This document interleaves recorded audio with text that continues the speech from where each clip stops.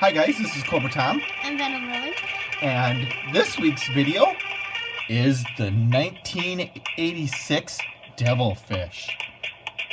We just did an unboxing, and that went up yesterday, so I hope you guys watched that one. And I will be kind of describing this a little bit and showing you another one that we have with some of the other problems that you can have when you have a devilfish. Now, to start off, our devilfish, our quote-unquote good one, does have kind of a bad mark on it. It kind of got melted somehow. We got it on eBay. And our other one here looks a little better, so I'll show you what that actually says. Fluid pump. So here's the devilfish. In a little bit, I will be showing you a picture of the box. This is supposed to hold 3 figures. One in the seat and one on the foot peg. And the foot peg on this side. This is the box cover for it. And as you can see, they have beachhead driving and wetsuit kind of hanging off the side there. I think technically it probably should have been the other way around, but it's not a big deal. I suppose they figure wetsuit will be diving in the water, beachhead can be driving, but then you would think that they'd want a Navy guy driving it. But in the cartoon, anybody can basically drive this thing around, shoot it. There's a great scene with wetsuit and leatherneck, and they're arguing about who can shoot who down and all that stuff. So it's a funny little scene, and it's kind of just shows a little rivalry between Marines and Navy. Now, by the missile, you can see that they actually, on the box art, even though I understand why they did it, you can see that the missiles aren't in front like they are on the toy. They're more in the back. Now, in the front there, they kind of look like they have the part where the missile would shoot off on the real toy, but it doesn't have that, so that's kind of interesting. And by the missiles there, they also have the foot peg. They drew on the actual foot peg for the toy. So that's another thing that's a little bit odd. I don't remember them ever doing that before. Maybe they did, but I don't remember that. I also don't have very many boxes either. Oh no, guys, we have a problem. We broke ours. Oh! Okay, technically we didn't. It was a joke. But here's some of the stuff that can go wrong. We woke up, we opened this Christmas morning, and we still have no idea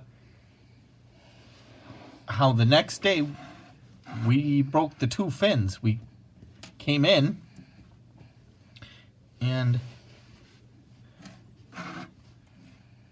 the missiles were still connected like this, but they were broken. We still have no idea. Now, luckily, it broke on this one and not on to this one, because this one still has its foot pegs. Well, what happened one day is I had some figures on this, and I was having fun just messing around with it one day, and I pull the figure off. I don't notice it until Dad says, "Oh, the foot peg is missing." I look in the character that I was using, and he has the foot peg in his foot. We tried to get it out, and we couldn't get it out, so... Yeah, it was a monkey wrench figure. And then we went onto eBay to see how many, if it was like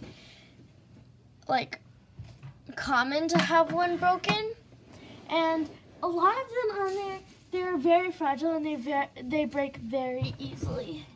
Yeah, we had a video where this guy, she had on, and if it would have been a Joe, I would have just glued it on there and it would have been okay. But we put monkey wrench on and it broke. So be extremely careful with this. It can break very easily. This orange plastic must have been kind of brittle or something. Or, I don't know. I've heard of when we went on eBay, we tried to find one with foot pegs and it was really hard. So there must have been something about this orange plastic that was made a little cheaper or made a little different. I'm not really sure. Here we have Marvel Comics G.I. Joe issue 47. Now this one is what I was thinking of. I was thinking that the box art had Hawk, Beachhead, and Wetsuit. I was wrong. The box only has Beachhead and Wetsuit. And once again, on the artwork here, they don't have the missiles in front. They have the missiles in the back. Now, the way this is drawn, looks kind of unusual. It makes the boat seem really small.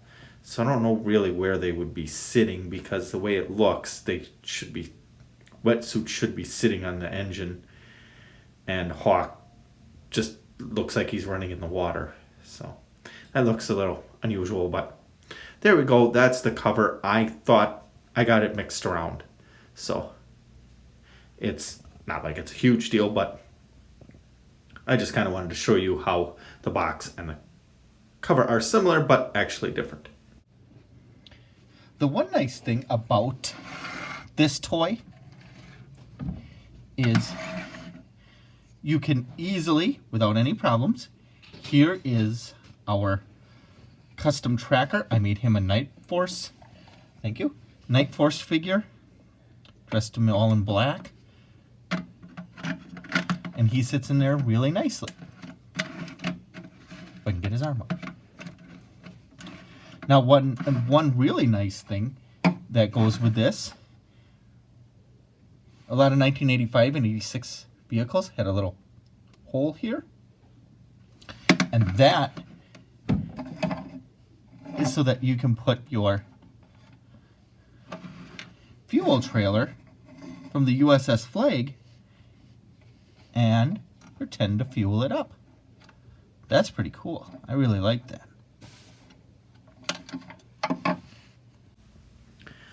The Devilfish makes its first cartoon appearance in Arise, Serpentor Arise.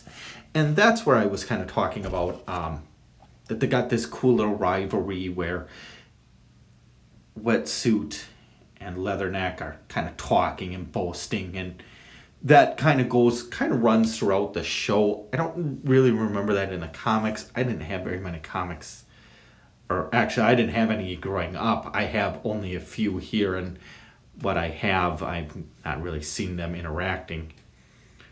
But this scene is kind of cool where these guys are kind of bragging and how they're gonna do better than each other and stuff. And one shoots down a hydrofoil, and he uses all 4 missiles, but it blows it up and stuff. And Wetsuit makes a kind of a witty comment about, oh, it took you 4, and Leatherneck says, oh, well, nothing satisfies you and stuff. So it's just kind of a witty, kind of a neat little scene that I like. So if you get a chance, I would check it out. I also like Serpentor, so this mini-series I really enjoyed. Now, on the Devilfish itself has, and I hope you can see that, I'm going to put that, the symbol is the Devilfish with a navy anchor there. And it's okay. It's not the coolest one. It's not bad. There's nothing, it's not real bad. It looks like a mermaid with a mermaid body with the devil's tail, and I'm not sure why it's got a lightning bolt, but that's kind of cool. I like that. It's not the best one G.I. Joe made, but it's pretty cool. Now, it has 4 removable missiles, which, of course, I would say, since I cracked those off, I would be very careful putting them on and off. And there are 4 identical missiles here. And they're all the same. So I'm going to take that off so that we have a little better view of the machine gun there. Now that machine gun does have a little articulation. Some. Now I think the side to side is only just because of the housing unit. And it gives you a little bit of range of up and down. Now I'm guessing that around here, it says auto fire, so I'm guessing around here is where the ammunition is stored. And here are the vents, which you can see there. It's a cool detail. I do kind of wish mine wasn't burned here a little bit, but that's okay. And then it's got this cool sticker, unlatch, and it must be able to open it up and pretend to put the gear in here. Now, right here, which I never recommend anyway, but you can put it on there, but I would never put the figure's hand on there all the way, because you could break it off, and since this orange plastic seems very brittle, I'm not sure if that's for the firing or what that's for exactly. I'm not really sure. Maybe steering. I'm not sure. But there is a peg there, if you can see that. It's a nice little peg. Put the figure's hand on there, make it look like he's using it. Now, here is some really cool, there's some hoses here. Those are really nice. These engines have, I don't usually take these off, but here's the engine itself with the cover off. So that's really neat. Even though it doesn't have the propellers, here's where the propellers would be. So we'll put the housing unit back on, and the other side is exactly the same. Oh, and I think I put them on backwards. Yeah, I think so. So yeah, there you go. Now here's a bit of, that's really cool. It's got the connector piece on the back here that helps them move. And here's the really cool thing. You can set it up like this to make it look like they're draining the water out and stuff like that, and maybe be able to look like they're working on it. So that's cool. That is a cool piece of articulation that I don't know if a lot of kids even use that per se, but it's there and it's cool. And it's on a bit of it's on a peg. And that kind of gives it its range of motion. So for the final part, I'll take this tracker out and show you its last thing here. It says Hasbro Bradley Inc., Pawtucket, Rhode Island. And you have 2 I haven't had any problems with that, and I haven't seen too many people with that problem. That these pegs must be better than the top ones.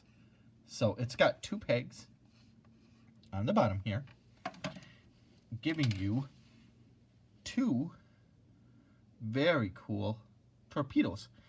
And the part number 61155 MC 30 feet. Now I'm not sure what that means. I'm not a weapons aficionado, so I don't really know what that means. I'm guessing it has something to do with 30 feet and how far it shoots or something. I'm not really sure. So, if you know what that is, actually, let me know in the comments. I'm actually curious because I don't know myself. But those just go back right on the peg. No problem. Those are nice and firm. I never pick this up and lose them. The missiles, once in a great while, they're just on a round peg with a flat piece there, and they just kind of go on. So once in a great while, these will fall off, but I don't usually have too many problems, other than breaking it, of course, have too many problems with these top missiles. Well, that's our review. This, it's kind of a short one, but this vehicle is kind of small. It does have a lot of cool little play features, but it's kind of small. I didn't have a whole lot of background information about it, so it's a kind of a quick one, but thank you for watching, and we will see you next time. Bye.